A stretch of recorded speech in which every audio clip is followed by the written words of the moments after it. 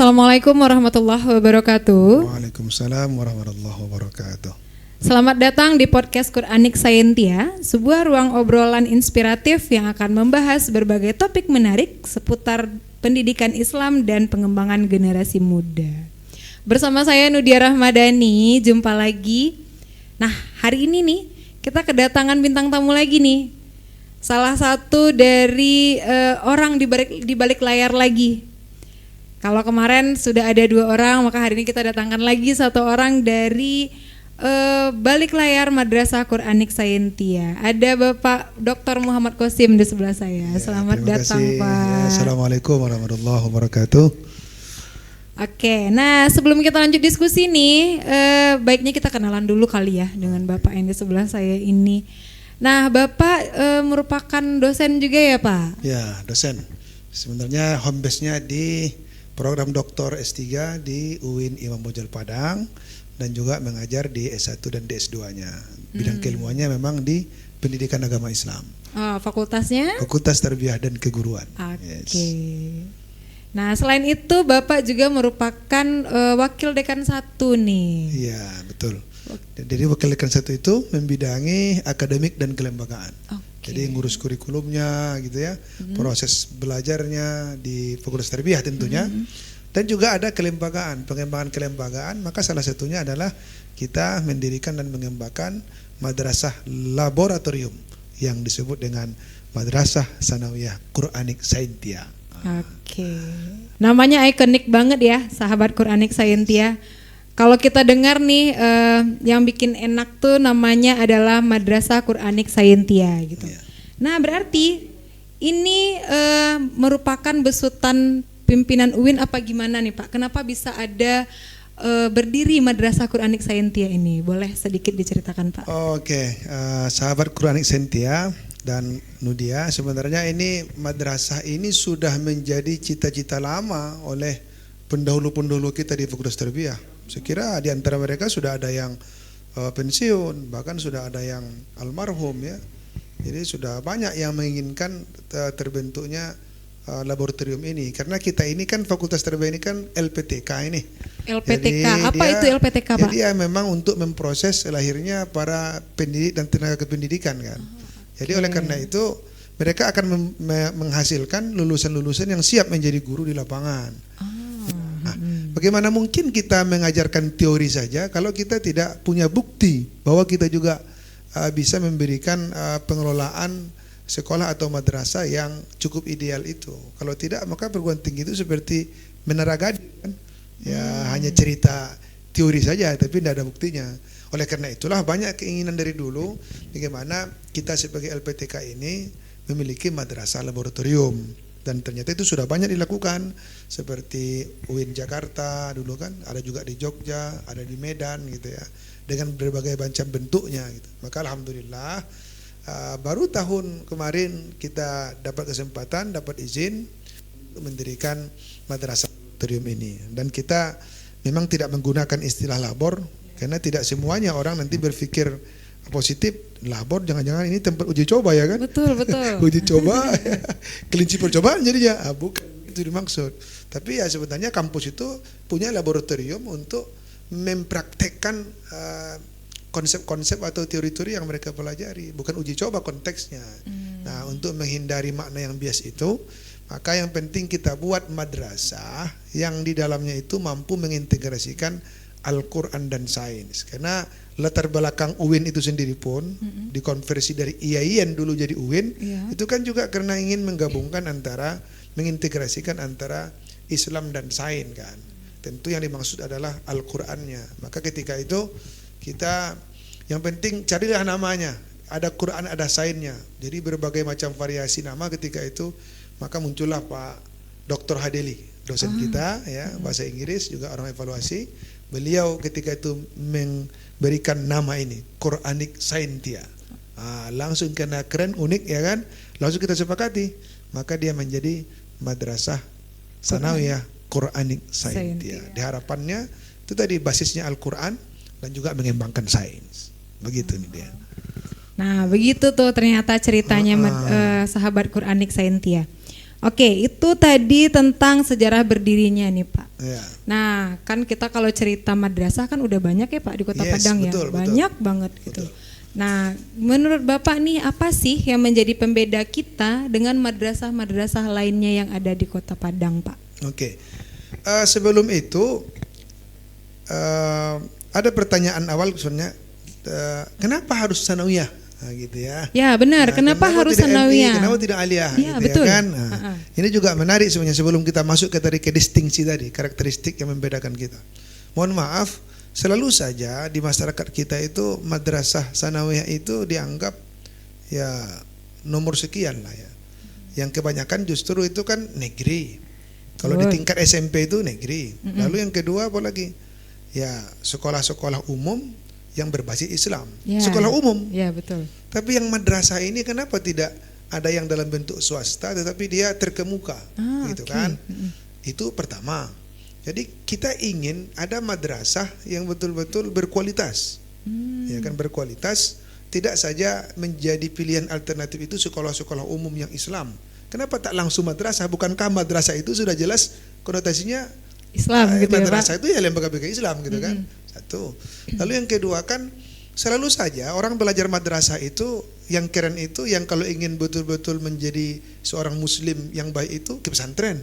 Ya betul. Tapi kan tidak semuanya orang tua nyaman anaknya di pesantren. Ya. Atau orang tuanya mau anaknya ke pesantren, anak itu tidak mau. Betul betul. Jadi kemana pilihan si anak gitu? Saya yakin ini banyak ini anak-anak yang sebenarnya pengen menjadi seorang ulama, bercita-cita menjadi seorang cendekiawan muslim, tetapi dia tidak sanggup untuk di pesantren dengan berbagai macam alasan lah ya. Ya, betul. Apakah masalah berpisah dari orang tua, atau mungkin tidak tahan apa namanya jauh dari keluarga, atau masalah faktor kebiasaan makanan, pola hidup macam-macam ya kan. Betul, Pak. Oleh karena itulah kita tawarkan ini madrasah.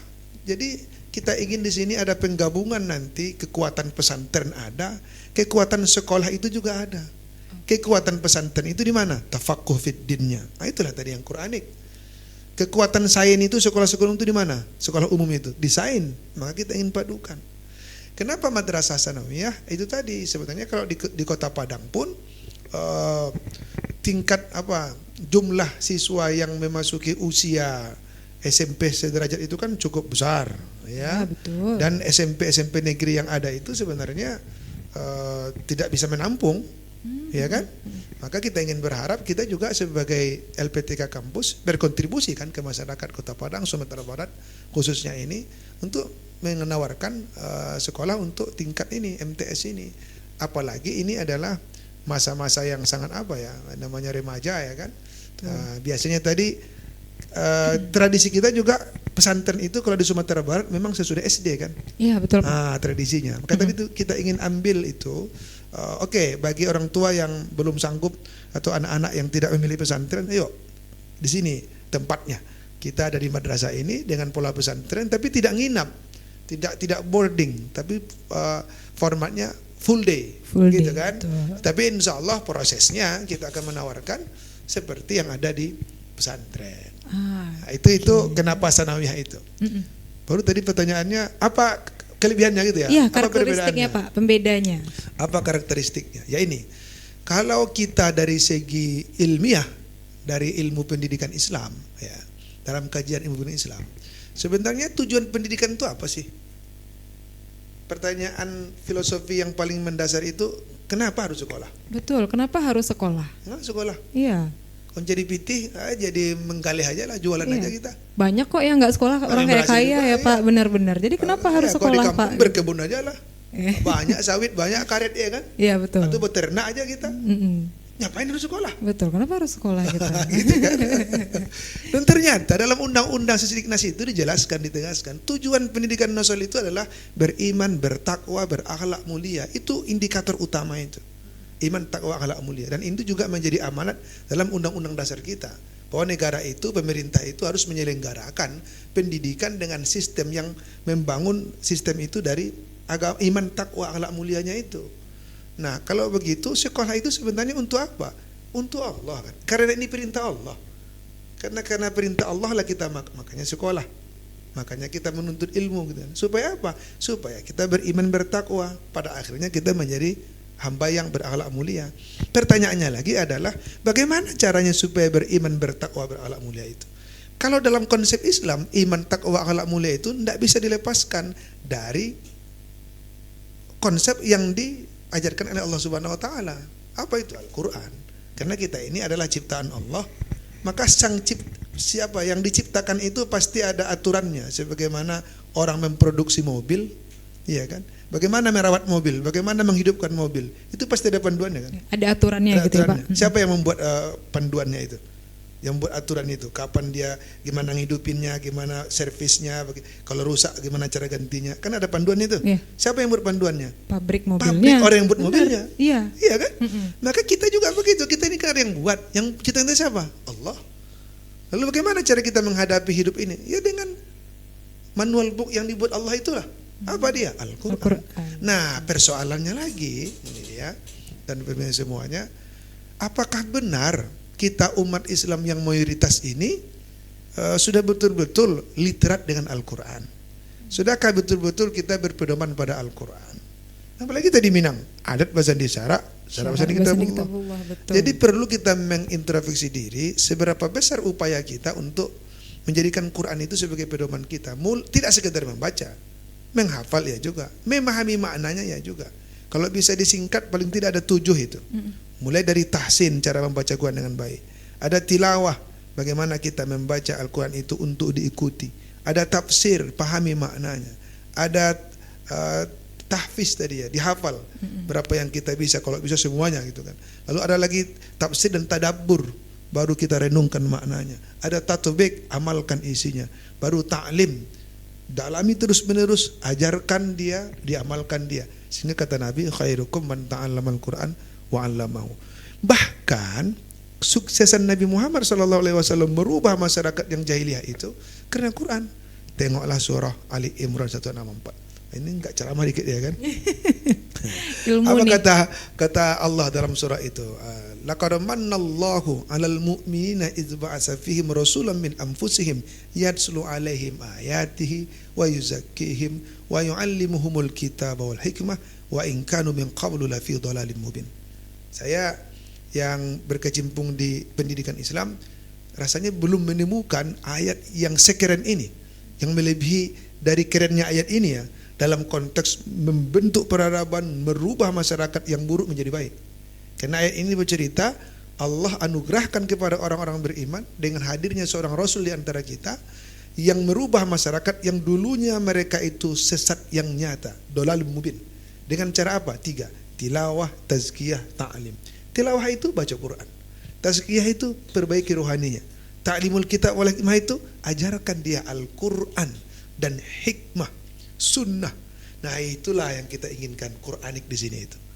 Jadi pertanyaan tadi itu, selama ini generasi muda kita, apa yang sudah kita berikan kepada mereka, generasi kita, untuk menjadikan Quran ini sebagai panduan hidupnya, bahkan menjadi kepribadiannya. Ketika Rasulullah SAW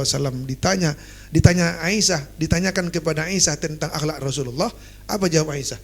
Wa kana khuluqul Quran. Akhlak Nabi itu Quran.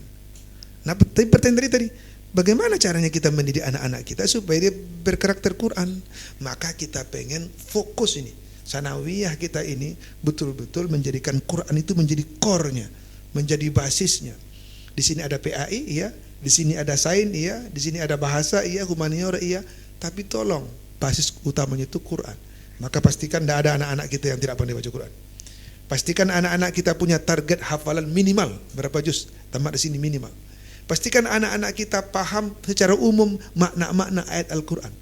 Maka kita minta sering, ayo kita kembangkan metode-metode pembelajaran bahasa Arab, tidak lagi bahasa Arab percakapan. Karena anak-anak kita bukan menjadi TKI, mohon maaf. Tapi anak-anak kita ingin proyeksikan menjadi seorang hamba Allah yang beriman, bertakwa. Maka dia harus paham dengan Quran.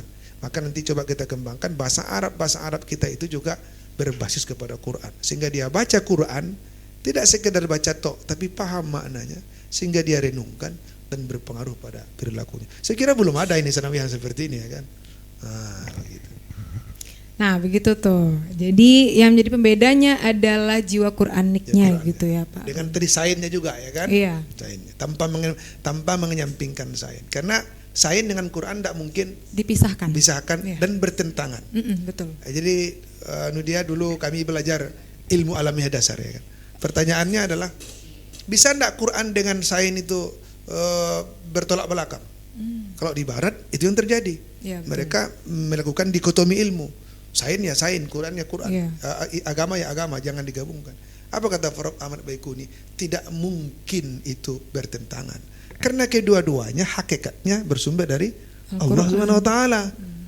Nah, kalaupun ada pertentangan nampak di masyarakat, dua kemungkinan katanya.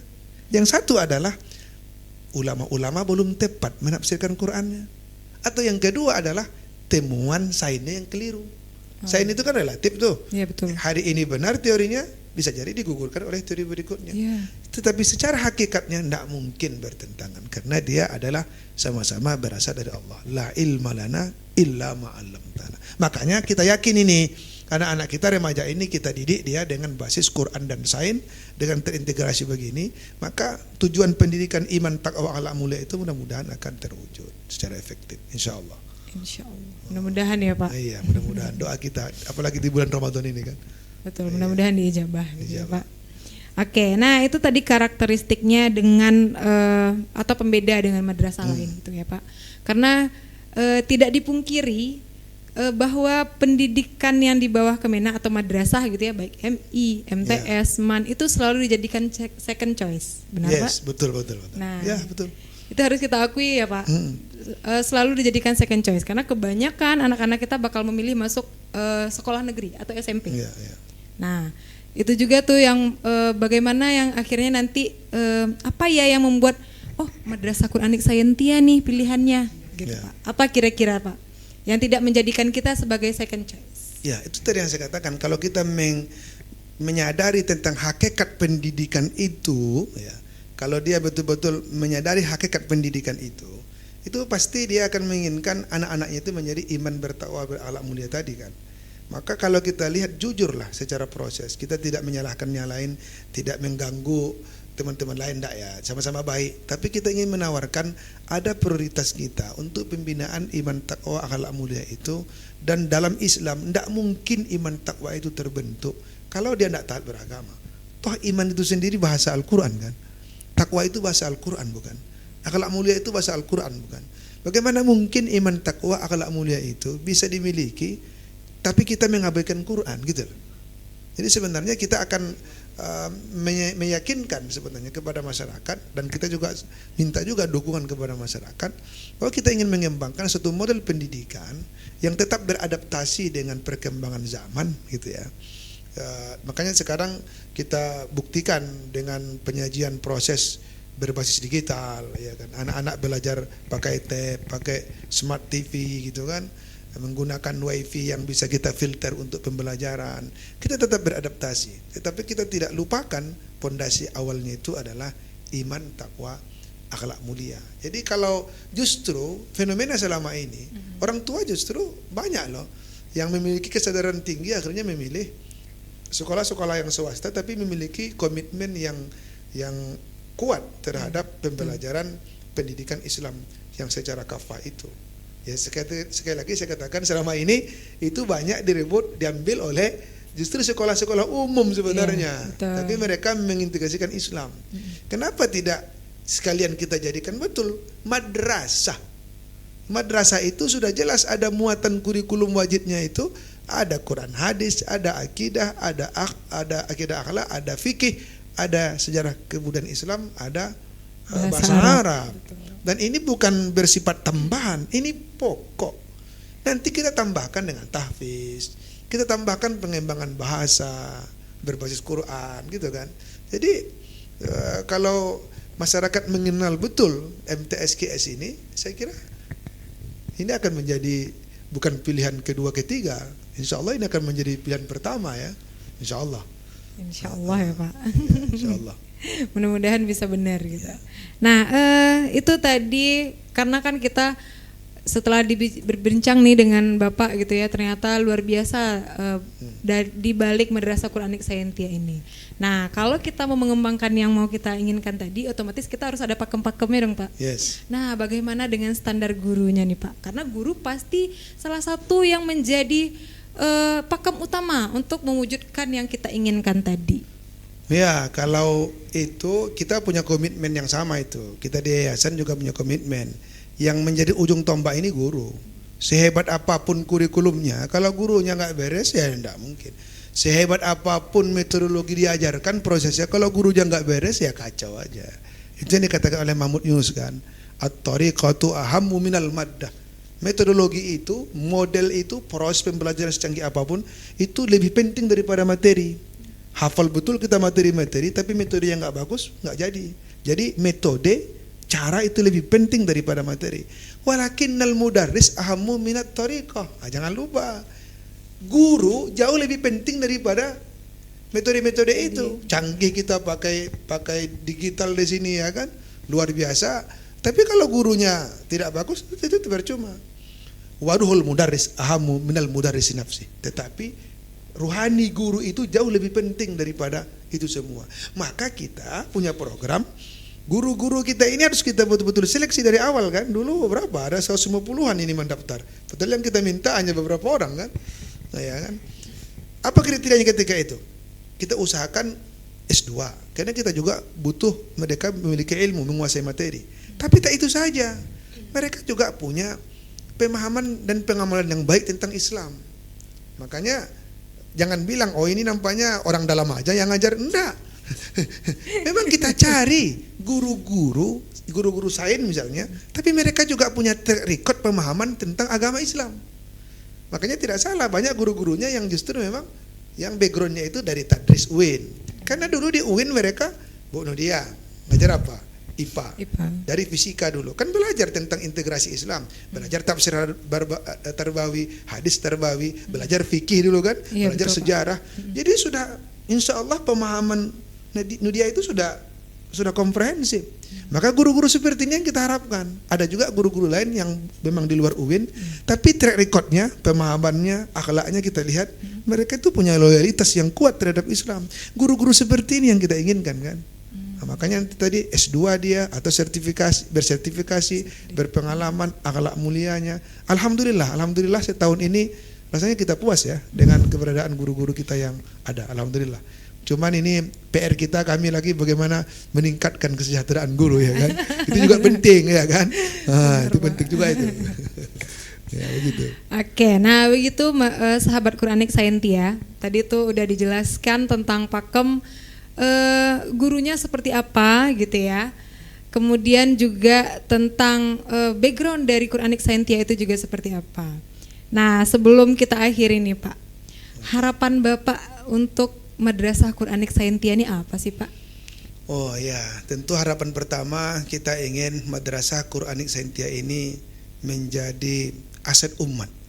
Jadi jangan hanya dianggap ini adalah hanya bagian dari person dari UIN Ilmu Majul Padang, tapi ini adalah aset umat. Kita berharap dari MTS ini akan muncul peradaban yang gemilang untuk lahirnya generasi-generasi muslim yang tangguh, yang kuat ya, yang mereka punya loyalitas, ketaatan dan komitmen beragama yang kuat, dan mereka juga lahir menjadi seorang ulama dan juga menjadi cendekiawan, menguasai berbagai ilmu pengetahuan sains begitu, sehingga muncullah sosok hamba Allah yang disebut dengan ulama dalam surah Fatir itu. Innama yahsallaha min ibadihil ulama. Sungguhnya di antara hamba Allah yang paling takut kepada Allah itu adalah mereka itu adalah ulama. Maka dalam tafsir disebutkan ini yang dimaksud ulama bukanlah ahli agama saja, tetapi mereka yang memiliki ilmu pengetahuan tapi dengan ilmunya dia takut dan dekat kepada Allah Subhanahu wa taala. Itu yang kita harapkan lahir dari sini, sehingga ini akan berkontribusi untuk umat. Tentu ini juga harus dirasakan milik umat. Maka umat pun, umat Islam dimanapun berada, diharapkan juga memberikan support, memberikan dukungan, ya, memberikan dukungan moral dan moral juga. Ya, kita juga dosen-dosen di sini di UIN Ilmu Majul Padang semaksimal mungkin akan berupaya untuk mengimplementasikan, mengaplikasikan ilmu-ilmu yang sudah kita ajarkan kepada mahasiswa. Dan sehingga MTS Quranik Saintia yang pertama di Sumatera Barat sebagai madrasah digital, juga yang konsen terhadap Quran dan sains, ini akan bisa menjadi mercusuar dan akan menjadi teladan tumbuhnya madrasah-madrasah lain sehingga berkontribusi terhadap kemajuan umat Islam. Saya kira begitu. Luar biasa nih harapannya Pak. Mudah-mudahan kita sama-sama bisa mewujudkan harapan Bapak tadi, Amin, ya gitu Rabbal ya Alamin. Pak. Oke, sahabat Quranik Saintia, sebelum kita akhiri nih, mau info juga bahwa kita masih buka ya pendaftaran gelombang kedua untuk PBDB-nya. Silahkan segera daftarkan putra-putri Bapak Ibu untuk masuk kepada Madrasah Quranik Saintia. Buat infonya bisa didapetin di Instagram, YouTube, bahkan TikTok juga kita punya. Oke, terima kasih Pak waktunya. Terima kasih sama-sama. Luar biasa sekali Tetap pembahasan kita hari ini ya Pak ya. Ya, alhamdulillah. Mudah-mudahan bisa menjadi inspirasi, bisa menjadi ilmu. Silakan ambil yang baik-baiknya gitu ya Pak, yang tidak baik Insyaallah. jangan diambil. Baik, saya akhiri. Terima kasih kembali Pak. Sama-sama, Bu Nadia. Ya, jumpa lagi di podcast selanjutnya. Jangan lupa untuk like, share, and comment di channel YouTube kita. Saya akhiri ya. Assalamualaikum warahmatullahi wabarakatuh. Waalaikumsalam warahmatullahi wabarakatuh.